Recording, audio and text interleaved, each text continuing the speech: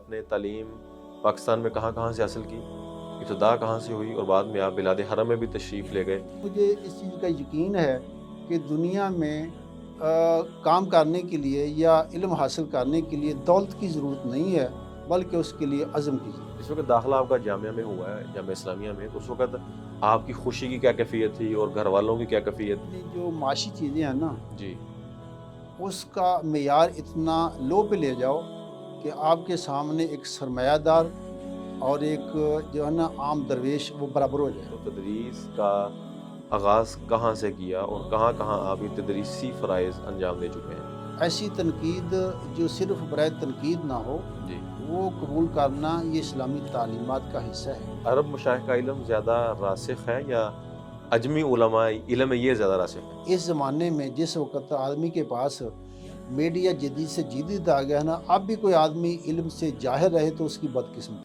السلام علیکم ورحمۃ اللہ وبرکاتہ جی ناظرین، پروگرام بزم علماء کی نئی ایپیسوڈ میں نئے مہمان کے ساتھ حاضر خدمت ہے آپ کا میزبان عبدالرحمن انور۔ جی ناظرین، ہماری آج کی اس ایپیسوڈ میں ہمارے ساتھ تشریف رکھنے والے مہمان ہیں فضیلت الشیخ استاد محترم مولانا ادریس سلفی صاحب حافظہ اللہ۔ آپ فاضل مدینہ یونیورسٹی ہیں اور جامعہ سلفیہ فیصل آباد جو کہ علوم اسلامیہ کی ایک عظیم درسگاہ ہے، وہاں پہ ایک سینئر مدرس ہیں اور وہاں کے کافی سارے معاملات کو دیکھ رہے ہیں، ادارہ امتحانات کو دیکھ رہے ہیں اور طلباء کی تقریری اور تحریری صلاحیتوں کو نکھارنے کے لیے ادارہ النادی الاسلامی بھی چلا رہے ہیں۔ السلام علیکم ورحمۃ اللہ وبرکاتہ۔ وعلیکم السلام ورحمۃ اللہ۔ استاد محترم بہت شکریہ، حیاک آپ ایک اللہ، طویل سفر کر کے ہمارے پاس شہر فیصل آباد سے شہر لاہور میں حیاک تشریف لائے، اللہ، جزاکم اللہ خیر۔ حیاک اللہ۔ استاد محترم، ایک تعارف تو اجمالی سا میں نے آپ کا کروا دیا، ایک تعارف آپ اپنا کروا دیں، والد محترم اور علاقہ، گاؤں، شہر، جو آپ تعارف اپنا کروانا مناسب سمجھتے ہیں۔ دیکھیے، محمد ادریس سلفی میرا نام ہے جی اور بیسیکلی ہم مہاجرین میں سے ہیں، صحیح۔ اور ہمارا علاقہ پچھلے بزرگوں کا گرداسپور ہے۔ گرداسپور۔ گرداسپور جس کا خاص تعلق قادیانی کے ساتھ تھا، صحیح۔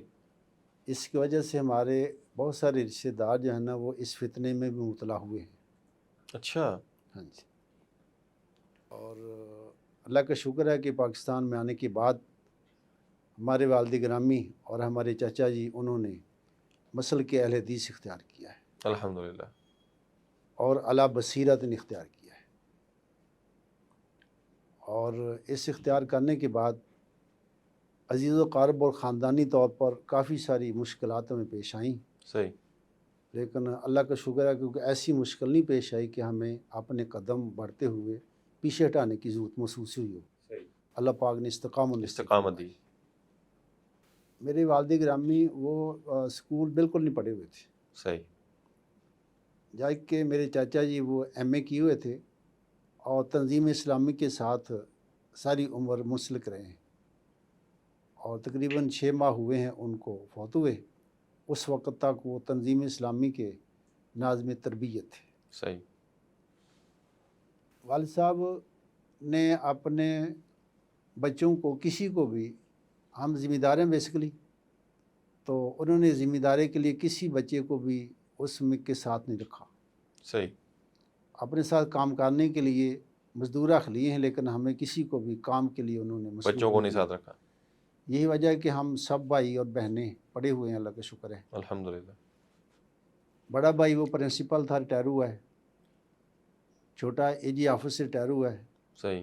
اس سے چھوٹا پاکستان ایئر فورس سے ریٹائر ہوا ہے، ماشاءاللہ۔ اور میں ریٹائر ہونے کے قریب ہوں۔ اور چھوٹے بھائی وہ حکمت کرتے ہیں، صحیح۔ اور اس طرح ہم، اللہ کا شکر ہے کہ ایک دینی ماحول ہے ہمارا، جی اور اس کے ساتھ ذمہ داری بھی ہے۔ صحیح۔ السلفی، یہ کہلوانے کی وجہ کیا ہے؟ اس کی خاص وجہ تو نہیں ہے، ایک تو یہ ہے کہ میں جامعہ سلفیہ سے فارغ ہوا ہوں۔ جی جی، الجامعۃ السلفیہ۔ جی ہاں جی، لیکن اصل اس کی وجہ کے پیچھے کچھ اور واقعہ ہے۔ اچھا جی۔ میں مدینہ یونیورسٹی سے جس وقت 1986 کو فارغ ہو کر آیا، جی اللہ پاک آپ کو بھی وہاں پر تعلیم کا موقع عطا فرمائے۔ ہماری تو عمر گزر گئی ہے۔ اچھا ولی ذالک اللہ عزیز۔ جی تو جب میں پنڈی میں مولانا عبدالحمید اظہر صاحب وہاں پر مولانا اسماعیل زبی صاحب کی مسجد اور مدرسہ تدریس القرآن میں، اور حافظ عبدالعزیز علوی صاحب حافظہ اللہ وہ بھی وہاں تھے، صحیح. تو عربی ماحول کے اعتبار سے میں نے اپنا نام ایسے رکھا تھا محمد ادریس محمد طفیل. صحیح.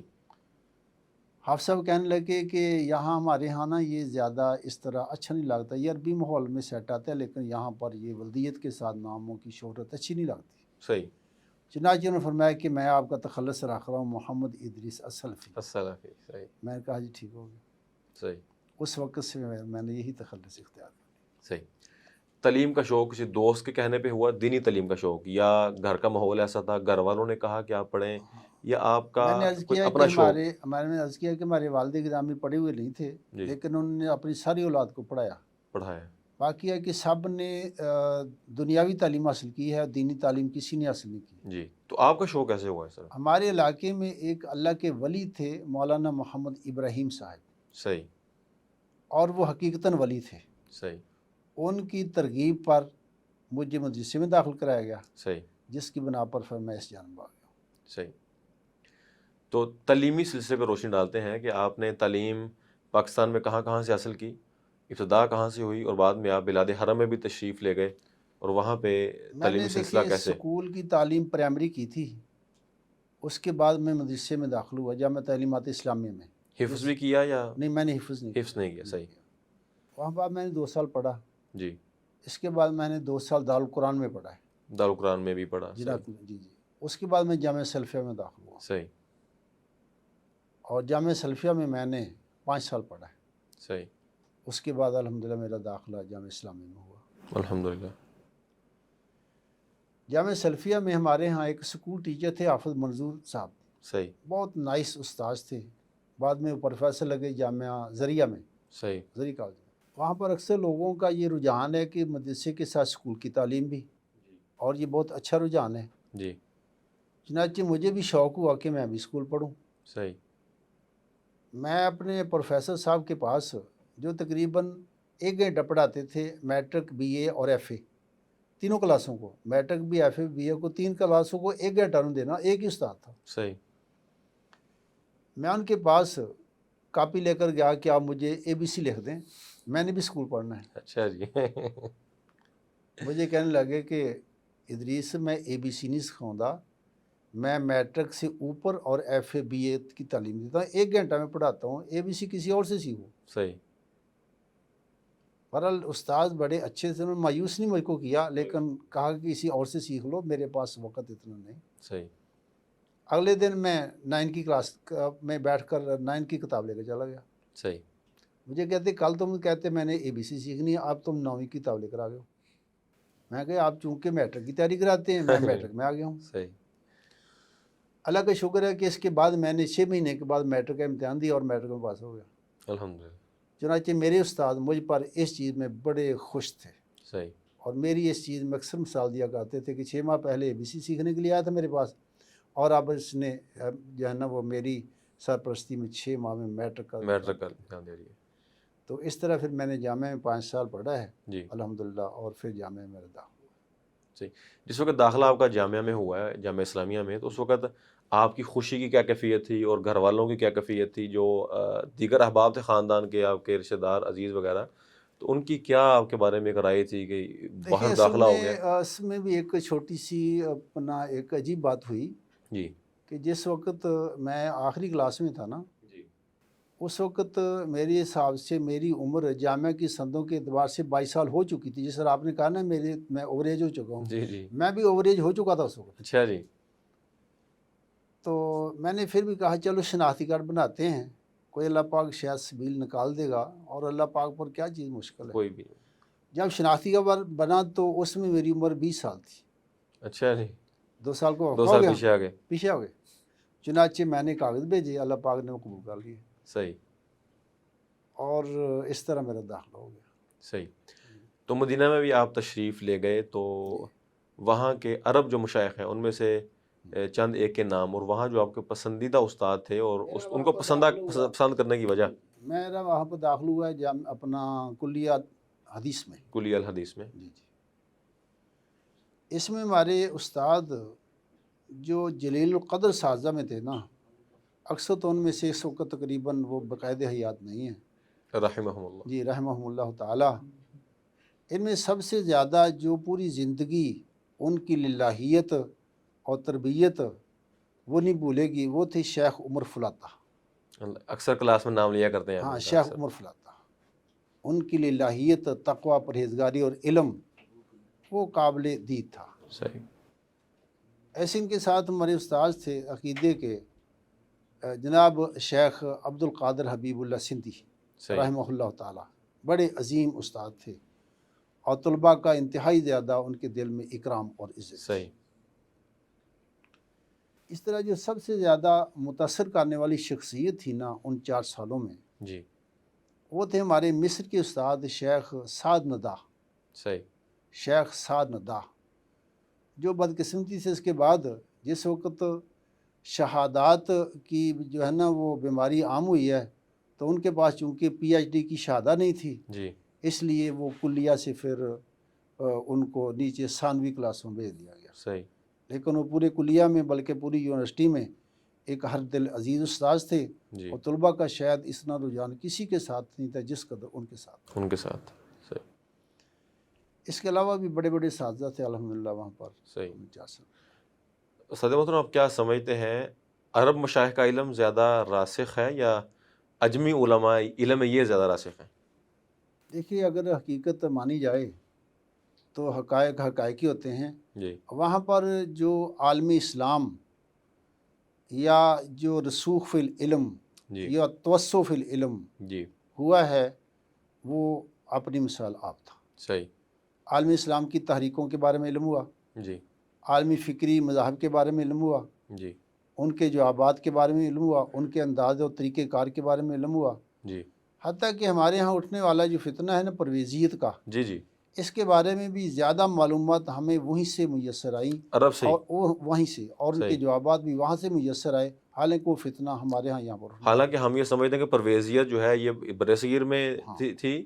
اچھا، وہاں بھی ان کا نہیں، آپ ان کو کا کافی. وہاں پر زیادہ تو ان کے ہاں اس کو بطور ایک کلاس میں ایک سبق یہ پڑھایا گیا ہے ہمیں، اور اس کے صحیح. بارے میں بے شمار معلومات دی ہیں، اور اس پر بہت سارے طلباء نے اپنے تھیسس لکھے ہیں زبردست. پرویزیت پر. صحیح. تعلیم حاصل کرتے ہوئے مشاکل کا سامنا کرنا پڑا ہو، کوئی ایسا واقعہ، ایسا قصہ جو آپ سنانا چاہیں، سامعین کی نظر کرنا چاہیں، جو ترغیب کا ذریعہ بنے، کوئی مالی معاملات ایسے بن گئے ہوں، حالات ایسے کٹھن آ گئے ہوں؟ دیکھو، تعلیم میں اصل بات تو میرا اصل نظریہ یہ ہے جی. جی. کہ اپنی جو معاشی چیزیں ہیں نا جی. اس کا معیار اتنا لو پہ لے جاؤ کہ آپ کے سامنے ایک سرمایہ دار اور ایک جو ہے نا عام درویش وہ برابر ہو جائے. صحیح. اس طور پر آپ نے جو ہے نا وہ لیول کو نیچے لے جاؤ. صحیح. کسی مالدار اور سرمایہ دار کا مال آپ کو مروب نہ کرے، مروب نہ کرے، اور کسی درویش کی درویشی آپ کے سامنے وہ اس کو حقیر نہ کرے. حقیر نہ اور کرے. یہ تبھی ہوتا ہے جس وقت آپ کی سرمایہ پر ہوگی تو اس وقت آپ کو اس کو سامنے جھکنا پڑے گا اور جی. اس کو گٹیا ماننا پڑے گا. یہ میری پوری زندگی کا اصول ہے. صحیح. اور دوسری علم، مجھے اس چیز کا یقین ہے کہ دنیا میں کام کرنے کے لیے یا علم حاصل کرنے کے لیے دولت کی ضرورت نہیں ہے، بلکہ اس کے لیے عزم کی ضرورت ہے. اچھا. اور یہ ایک ایسی انٹرنیشنل چیز ہے جس کو میں نے بہت مرتبہ طلباء کے سامنے بھی شیئر کیا ہے. آج سے ہزاروں سالوں سے اگر آپ پوری ہسٹری کو کھول لیں، دنیا میں زیادہ کام کرنے والے اکثر یتیم تھے اور بے سہارا لوگ تھے. صحیح. خواہ وہ دین کا کام کیا انہوں نے یا دنیا کا کام. صحیح. آئنسٹائن جب دنیا میں آیا ہے اس کے والد فوت ہو چکے تھے. امام بخاری رحمہ اللہ جب دنیا میں آئے ہیں والد فوت ہو چکے تھے. صحیح. جناب محمد رسول اللہ صلی اللہ علیہ وسلم جو اپنی وسلم. مثال آپ ہیں اور رحمت دو جہاں ہیں، دنیا کے سب سے بڑے محسن ہیں، انہوں نے اپنے والد گرامی کو اپنی آنکھوں سے نہیں دیکھا. اور اس کی ہزاروں مثالیں ہیں. جی. ہزاروں مثالیں ہیں کہ بہت سارے لوگوں نے جو کام دنیا میں کیا ہے، ایسے لوگوں نے کیا ہے جو شروع سے ہی انہوں نے تنگی ترشی کے ساتھ اپنی عمر گزاری، اور انہوں نے شروع سے ہی کچھ بننے کی جو ہے نا وہ ایک نیت کر لی. صحیح. اس لیے سرمایہ سے کبھی بھی مال اپنا علم میں رکاوٹ نہیں آتی اگر آدمی سمجھ لے. لیکن اگر سمجھ لے کہ پٹرول کے بغیر گاڑی نہیں چلتی ہے، ہمارے بعض طالب علم ایسے بھی ہوتے ہیں، جی جی تو پھر وہ میرا خیال ہے کہ کامیاب نہیں ہوتے نہیں ہوتے۔ صحیح۔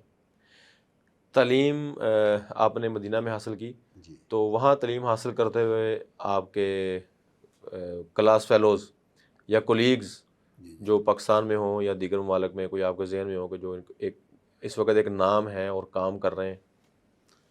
دیکھیں، ہمارے اس وقت میں زیادہ طور پر جو پڑھنے والے تھے ہمارے سب سے اچھے اور ہمارے محسن کہہ لیں ان کو، ہمارے کلاس فیلو کہہ لیں ان کو، ہمارے مفتی عبدالحنان صاحب تھے، ماشاء اللہ، اللہ تعالیٰ ان کو صحت دے۔ ایسے حافظ شریف صاحب تھے، ماشاء اللہ، اور ایسے ہی حافظ عبدالرشید اظہر صاحب تھے۔ اللہ اکبر، ان لوگوں کی رفاقت میں وہاں پر میں نے پڑھا ہے صحیح اور ان کو بہت اچھا پایا ہے۔ صحیح باقی میں نے وہاں پر یونیورسٹی میں اگر سب سے زیادہ نیک اور پارسا پایا ہے نا، تو ان طلباء کو پایا ہے جو کویت کے سلفی تھے۔ کویت کے حالانکہ سلفی، سمجھا جاتا ہے کہ سرمایہ دور لوگ وہ شاید دیندار نہیں ہوں گے، متقی نہیں ہوں گے، جی جی پرہیزگار نہیں جی ہوں گے، اور خاص طور پر کویتی لوگ، جی، میں نے پوری یونیورسٹی میں ان سے زیادہ نیک اور پارسا کسی کو نہیں پایا۔ اللہ اکبر، یعنی کہ ہم کیا دیکھتے ہیں اور حقیقت کیا ہوتی ہے۔ ہاں ہوتا ہے اس کے الٹ۔ جس وقت آپ حصول علم مکمل کر کے اپنا فارغ التحصیل ہو کے پاکستان میں دوبارہ تشریف لائے، تو تدریس کا آغاز کہاں سے کیا اور کہاں کہاں آپ یہ تدریسی فرائض انجام دے چکے ہیں؟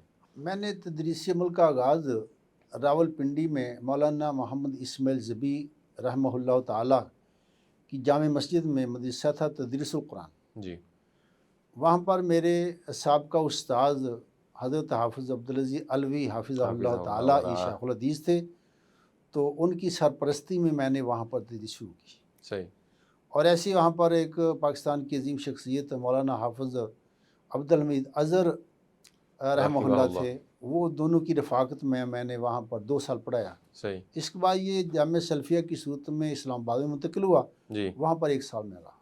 صحیح اس کے بعد میں فیصل آباد میں 3 سال میں نے جامعہ تعلیمات اسلامیہ میں پڑھایا، وہ میری اصل مادری علمی تھی جی ابتدائی طور پر۔ پھر وہاں میں نے خود جو ہے نا کوشش کی جامعہ سلفیہ میں، تو اس وقت 3 سال کے بعد پھر میں جامعہ سلفیہ میں آ گیا، صحیح۔ اس وقت سے ابھی تک جامعہ سلفیہ میں۔ تدریس کرتے ہوئے آپ تدریسی انداز میں لیکچر دیتے ہوئے پڑھاتے ہوئے کہ اپنے کس شیخ کو یا کس مدرس کو یا ان کے علاوہ کس مطلب ہستی کو آپ فالو کرتے ہیں؟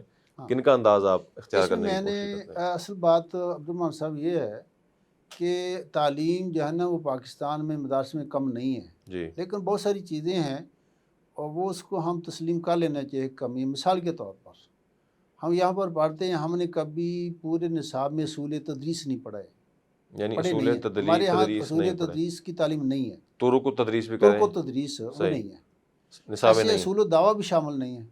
صحیح یہ اصول تدریس جو ہے نا میں نے اپنا جامعہ اسلامیہ مدینہ یونیورسٹی سے پڑھے، صحیح اور وہاں پر میں نے تمام اساتذہ کا انداز ایک دیکھا، وہ بڑا اچھا انداز مجھے لگا۔ جی وہ جب بھی سوال پوچھتے ہیں یا استفسار کرتے ہیں کلاس میں سے، تو ان طلباء سے کرتے جو آخر میں بیٹھے ہیں۔ آخر حالانکہ ہمارے یہاں نظر انداز کر دیا ہاں جاتا ہے ان کو۔ ہمارے ہاں اس کو نظر انداز کیا جاتا ہے۔ میری پوری زندگی کا یہی طریقہ ہے کہ میں جب بھی کوئی سوال پوچھنا ہے جی یہ تو ہم نے دیکھا یا کتاب پوچھنی ہے یا کچھ بھی کرنا ہے، میں نے آخری لڑکوں سے پوچھنا ہے، پہلے لڑکے تو خود بخود ہی وہ متوجہ ہو جائیں گے۔ جی جی یہ میرا پوری زندگی کا اصول ہے، صحیح اور یہ میں نے اصول وہاں سے اساتذہ کرام سے لیا۔ صحیح۔ مدارس کے بارے میں کیا آپ کا کوئی تنقیدی جائزہ آپ لیتے ہیں یا ناقدانہ سوچ رکھتے ہیں کہ اصلاح ہونی چاہیے، یا دیگر اگر مدارس کے بارے میں کچھ کہہ دیا جائے تو بعض لوگ کہتے ہیں کہ مدارس کے خلاف ہے یا اسلام کے قلعوں کے خلاف ہے، تو کیا آپ کا کوئی ناقدانہ ذہن؟ دیکھیے زمانے کے ساتھ ساتھ ہر ایک چیز میں اصلاح کی گنجائش باقی رہتی ہے اور گنجائش رکھنی چاہیے۔ ایسی تنقید جو صرف برائے تنقید نہ ہو، جی وہ قبول کرنا یہ اسلامی تعلیمات کا حصہ ہے۔ صحیح جناب عمر رضی اللہ تعالیٰ فرمایا کرتے تھے، میں اس انسان کا بڑا شکر گزار ہوں جو مجھے میری غلطی کا تحفہ دیتا ہے۔ اللہ اکبر، اور بلکہ آپ تاریخ میں پڑھیں گے حضرت معاذ بن جبل رضی اللہ تعالیٰ عنہ، حضرت ابو عبیدہ جراح امین حاضر الامہ رضی اللہ تعالیٰ عنہ، یہ دونوں مل کر جس وقت سپہ سالار تھے میدان جنگ سے خط لکھ رہے ہیں تو عمر کو، جس وقت وہ خلیفہ تھے، صحیح کہ دیکھیے اسی انداز سے آپ نے ہمارے خط کو لکھنا ہے جس انداز سے ہم نے اپنے لکھا ہے، اور پھر اس پر انہوں نے تنقید بھی کیا ان پر، صحیح اور ان کو اصلاح کے پہلو کی طرف بھی دعوت دی ہے۔ اصلاح کا پہلو ہمیشہ کھلا رکھنا چاہیے، صحیح اور تنقید برائے تنقید نہیں۔ زمانے کے اعتبار سے بہت ساری چیزوں کا اضافہ کرنا چاہیے، اور مدارس کرتے بھی ہیں، اور اس کے ساتھ ساتھ ان کو کھلے دل سے جو ہے نا وہ تنقید برائے اصلاح قبول کرنی چاہیے۔ میرا خیال ہے کہ اس میں اگر کوئی اس کو اچھا محسوس نہیں کرتا ہے تو اچھا نہیں ہے، لیکن ہمارے علماء کرام بھی اس کو برا نہیں جانتے ہیں اور کھلے دل سے قبول بھی کرتے ہیں، اور مدارس میں اصلاح ساتھ ساتھ ہوتی رہتی ہے۔ مدارس کے بارے میں آپ کے نزدیک کوئی ایسی چیز ہو جس کی ابھی تک کمی ہو اور آپ چاہ رہے ہوں کہ اس کمی کا ازالہ ہونا چاہیے؟ دیکھیے بہت سارے مدارس میں خصوصی طور پر جامعہ سلفیہ میں حالات کے مطابق نصاب میں تبدیلی آتی رہتی ہے، جی جی لیکن ایک چیز ہے جس میں نا ابھی تک بہت سارے مدارس میں وہ کمی محسوس ہو رہی ہے کہ دنیا بڑی جلدی سے تبدیل ہو رہی ہے، جی اور فکری مذاہب جو ہے نا دن بدن جنم لے رہے ہیں۔ جی پہلے جو دلائل تو دلائل وہی رہیں گے، جی جی لیکن انداز فکر جو ہے نا اہل باطل کا، جی وہ مختلف طریقے اختیار کرتا جا رہا ہے، جی اور خصوصی طور پر میڈیا کے زمانے میں۔ جی جی لیکن بدقسمتی یہ ہے کہ اس چیز میں ہم جو ہے نا وہ ہم پڑھتے پڑھاتے معتزلہ کے بارے میں، اشاعرہ کے بارے میں، ایسے ایسے کے بارے میں، لیکن جو موجودہ فتنے ہیں اور فکری مذاہب ہیں اور ان کے جو انداز ہیں، ان کے بارے میں ہم تھوڑا سا نا سستی اور کوتاہی سے کام لے رہے ہیں۔ ہمیں صحیح ان کو بھی اپنے نصاب میں شامل کرنا چاہیے، صحیح کیونکہ یہ جیتی جاگتی زندگی میں ہمارے سامنے، ہمارے طلباء کے سامنے فارغ ہونے کے بعد یہ مسئلہ آئے گا، لیکن جب کہ ہم نے ان کو وہ چیزیں پڑھائی ہیں جو آپ سے سینکڑوں سال پہلے مذاہب تھے، اگرچہ دلائل وہی کام آئیں گے جی، اور اصول وہی ہیں، باطل لیکن پیش کرنے کا انداز ہاں پیش کرتے ہیں انداز بدلنے چاہیے۔ صحیح۔ صدر محترم، آپ ماشاء اللہ بڑے ایک بہترین منجے ہوئے مدرس ہیں، تو کیا تدریس جب آپ کرتے ہیں تو کتب کی تیاری کے لیے، لیکچر کی تیاری کے لیے آپ استفادہ صرف کتاب ہی سے کرتے ہیں یا ڈیجیٹل میڈیا کو بھی استعمال میں لاتے ہیں؟ دیکھیے ڈیجیٹل میڈیا مجھے اس پر بہت زیادہ واقفیت نہیں ہے، جی جی جی لیکن جب میں نے محسوس کیا نا جی تو اب میں اس نظریت پر پہنچا ہوں کہ اس زمانے میں جس وقت آدمی کے پاس میڈیا جدید سے جدید آ گیا ہے نا، اب بھی کوئی آدمی علم سے جاہر رہے تو اس کی بدقسمتی ہے۔ بدقسمتی ہے۔ ایک اپنا بٹن دبانے پر آپ کے سامنے لائبریری کھل جاتی ہے، جی آپ کے سامنے موضوعات پر لیکچر مل جاتے ہیں، جی آپ کے سامنے ڈکشنریاں کھل جاتی ہیں، جی آپ کے سامنے تفسیریں کھل جاتی ہیں، سینکڑوں نہیں ہزاروں کتابیں نہیں لاکھوں کتابیں مراجع آپ کو میسر ہیں۔ اب اگر کوئی آدمی جاہر رہتا ہے علم سے تو میڈیا کے زمانے میں وہ اس کی اپنی حماقت کہہ لیں یا بیوقوفی کہہ لیں۔ صحیح۔ صدر محترم، تدریس کے علاوہ یہ دینی ایک شغف ہے آپ کا، آپ عملی طور پہ اس میں کام بھی کر رہے ہیں، ماشاء اللہ، اللہ تعالیٰ آپ کو سلامت رکھے۔ اس کے علاوہ اور کچھ ذوق ہے آپ کا جس کو آپ پورا بھی کر رہے ہوں؟ دیکھیے میں تدریس کے ساتھ اپنا جمعہ پڑھا رہا ہوں، جی اور ڈیلی میں روزانہ درس دیتا ہوں، صحیح اور اس میں یہ عجیب بات یہ ہے اس وقت پورے پاکستان میں اسپیکر پر پابندی ہے، جی اسپیکر نہیں چلا سکتے نا، جی پورے جی پاکستان میں پابندی ہے، جی اور اس میں کوئی خوبیاں جو گورنمنٹ نے کیا ہے میرے خیال سے کوئی اچھا ہی کیا ہے۔ صحیح ہمارے یہاں یہ مسئلہ بھی جاری ہوا، حالانکہ ہمارے گاؤں میں کوئی مذہبی منافرت بہت زیادہ نہیں ہے، اللہ کا شکر ہے، الحمدللہ بہت ہم آہنگی ہے، لیکن پھر بھی کبھی کبھی ہوا کا جھونکا ادھر بھی آ ہی جاتا ہے۔ جی جی اب ہمارے یہاں یہ طے شدہ ہے کہ ہم جو اسپیکر اتلا چلائے گا نا اس کو 1 لاکھ روپے جرمانہ کریں گے گاؤں کی مسجد میں، صحیح 1 لاکھ روپے جرمانہ ہوگا جو آدمی اوپر والا اسپیکر چلائے چلائے گا، گا، صحیح کوئی آدمی اوپر والا اسپیکر نہیں چلا سکتا، صحیح اور یہ اسٹامپ لکھا ہوا ہے، صحیح لیکن اس اسٹامپ میں یہ لکھا ہے کہ اوپر والا اسپیکر بلا ناغہ محمد ادریس سلفی کا درس ہو سکتا ہے، اللہ اس کے علاوہ کوئی اسپیکر میں درس نہیں دے سکتا، صحیح اور اللہ کا شکر ہے میں روزانہ 20 منٹ کا درس اوپر اسپیکر میں دیتا ہوں۔ صحیح صحیح۔ تو استاد محترم، یہ جو ایک بات کہی جاتی ہے کہ اس وقت دیکھیں جی، اللہ کے نبی صلی اللہ علیہ وسلم کے دور میں صحابہ بھی کم تھے، لیکن اس کے باوجود انہوں نے ایک بڑی تحریک بپا کی، بڑی زبردست تبدیلی کی فضا پیدا کی۔ تو آج کل مدارس بھی بہت زیادہ ہیں اور دینی تحریکیں بہت زیادہ ہیں، دینی جماعتیں بہت زیادہ ہیں، لیکن دین کا کام ہی نہیں ہو رہا۔ تو اس کا رزلٹ لوگ یہ نکالتے ہیں، لوگ جی مخلص ہی نہیں ہیں، یہ ان کے اپنے اپنے مفادات ہیں۔ تو اس بارے میں کیا واقعتاً ہمارے اندر کوئی کمی ہے، اس بات کے اندر کوئی حقیقت ہے؟ دیکھیے عبدالرحمٰن صاحب، یہ حقیقت ہے کہ کوئی بھی تحریک جو ابتدائی ایام میں ہوتی ہے نا، جی اس وقت اہل تحریک کے دماغوں میں دلوں میں جو جذبہ ہوتا ہے نا بعد میں وہ نہیں رہتا ہے، صحیح یہ تو حقیقت ہے۔ جی اور باقی رہ گیا جناب محمد رسول اللہ صلی اللہ علیہ صلی اللہ علیہ وسلم یا آپ کے صحابہ کرام جو تربیت یافتہ تھے، جو ان کا چند سالوں میں ایک صدی نہیں گزری تھی کہ دنیا کے زیادہ حصے پر لوگوں نے دلی طور پر اسلام کو قبول کر لیا تھا۔ اس کو ہم معجزہ کہہ سکتے ہیں اگر ہم حقائق سے نگاہ پھیریں، جی وگرنہ ہم ان کا اخلاص کہہ سکتے ہیں۔ صحیح یہ ان کا اخلاص تھا، اور کہ انہوں نے اس کو دنیا کے زیادہ حصے پر ایک صدی نہیں گزری تھی کہ 60 لاکھ مربع میل سے زیادہ تک یہ پیغام پہنچ گیا، اور لوگوں نے اس کو دلی طور پر قبول کیا، صحیح اپنی مادری زبانیں بھی چھوڑ دیں اور اپنے موروثی مذاہب بھی چھوڑ دیے۔ اب اصل میں بات کچھ ایسی ہے کہ ایک تو ہماری توانائیاں باہم خرچ ہو رہی ہیں۔ جی اب دیکھیں گے ایسی اعتراضات اور ایسی کتابیں جو جناب محمد رسول اللہ صلی اللہ علیہ وسلم کے بارے میں بدخواہ لکھ رہے ہیں، یہ اسلام کے بارے میں لکھ رہے ہیں، ان کے زیادہ تر جوابات آپ کو پاکستان سے نہیں ملیں گے۔ صحیح ان کے زیادہ تر جواب آپ کو ہندوستان کے علماء سے ملیں گے یا دیگر علماء ملیں گے جہاں پر مسلمان اقلیت میں ہیں۔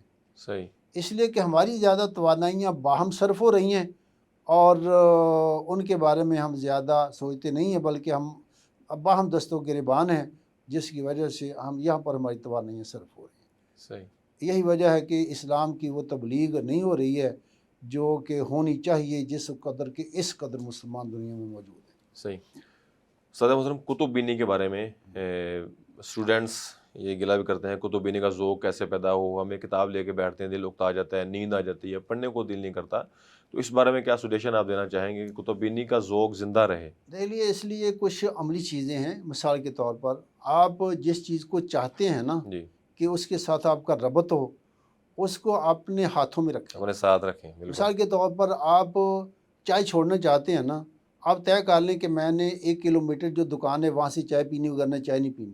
صحیح آپ 2 ہفتے کے بعد تنگ آ جائیں گے، یار 1 کلومیٹر چل کے جاؤں چائے پیوں، آپ چائے چھوڑ جائیں گے۔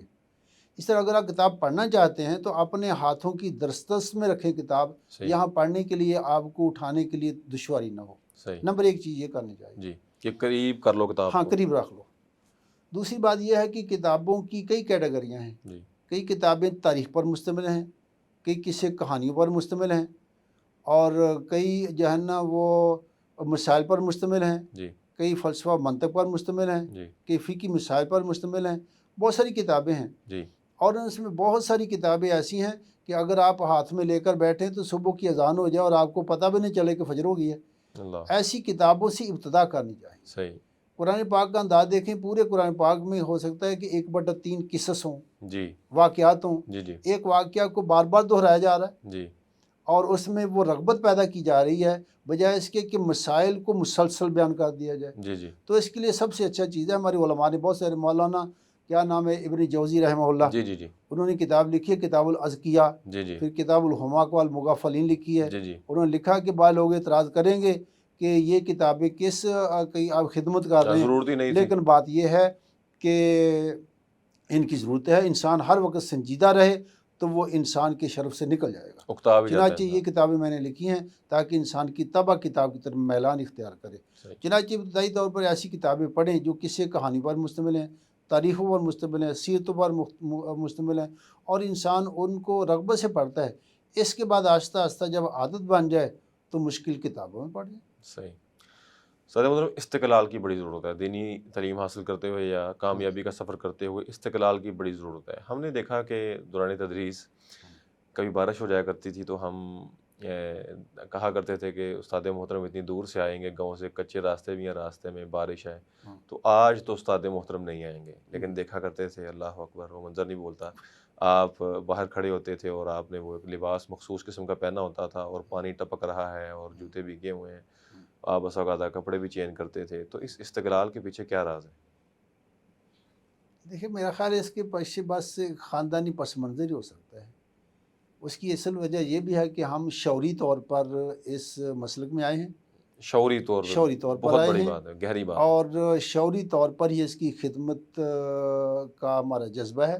جی اس میں کبھی مالی چیزوں کو میں نے کبھی بھی معنی نہیں بننے دیا۔ صحیح بس اوقات ایسا بھی ہوا ہے کہ میں جامعہ میں پڑھا رہا ہوں اور مجھے 1 مہینے میں صرف 2000 روپیہ بچت آ رہی ہے تنخواہ کی، اور بہت مرتبہ کوشش، بعض لوگوں نے کہا کہ آپ مدرسہ چھوڑ دیں، صحیح لیکن میں نے کہا نہیں، معاش اللہ پاک کے پاس ہے، اور وہ جذبہ ہی ہے جو میں بارش میں وغیرہ یا دھوپ میں آتا ہوں वगरना मेरा ख्याल है कोई ऐसी चीज़ नहीं है कि मुझे धूप नहीं लगती या बारिश नहीं सताती है, सही। लेकिन जो है ना वो ये शौरी तौर पे किसी चीज़ शौरी को तौर, अपनाना। हाँ शौरी तौर पर है। सही। और अल्लाह का शुक्र है कि मैंने 14 साल पढ़ाया है जुमा खुशाब में, सही। अपने जामे के हुक्म पर कह लें या जी। तरगीब पर, जी। और 14 साल में सिर्फ एक जुमे में मैं लेट हुआ हूँ, अल्लाह अकबर, अल्लाह अकबर। एक जुमे में लेट हुआ हूँ, सही।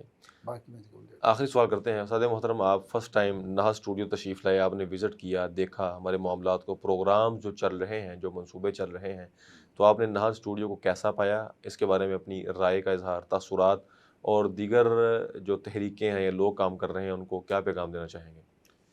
देखिए, मौजूदा ज़माने के साथ जो भी आसन अंदाज हो तबलीग का अपनाना चाहिए। जी। जनाब मोहम्मद रसूलुल्लाह सल्लल्लाहु अलैहि वसल्लम की ज़िंदगी पर आप निगाह डालेंगे, आप मंडियों में जाते, जी। आप मेले ठेलों में चले जाते, उकाज़ के मेले में आप जाते तबलीग के लिए, जी। और वहाँ आपको मालूम है कि उकाज़ के मेले में क्या कुछ नहीं होता होगा। जी। जी। कुश्तियाँ भी होती होंगी, वहाँ शेर व शायरी भी होती होगी, वहाँ सब कुछ होता होगा। जी।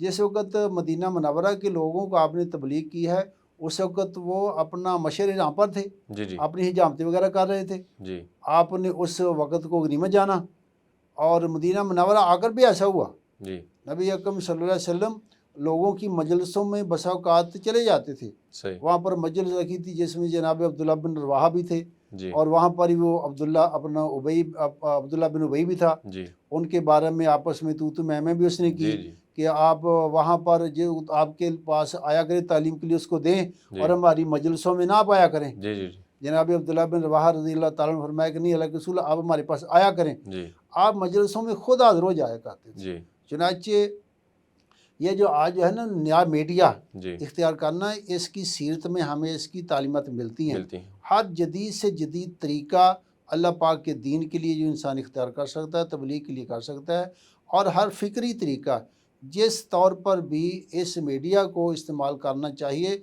कर सकते हैं। ये सारी मेरे मालिक की देन है, जी। जी। इस पर किसी जो है ना वो गैर मुस्लिम का कब्ज़ा नहीं है, इजारादारी ये नहीं है। उनकी इजारादारी नहीं है। जी। इस इल्म के असल बानी हम हैं, जी। और इसको गैर मुस्लिम भी मानता है। जी। जी।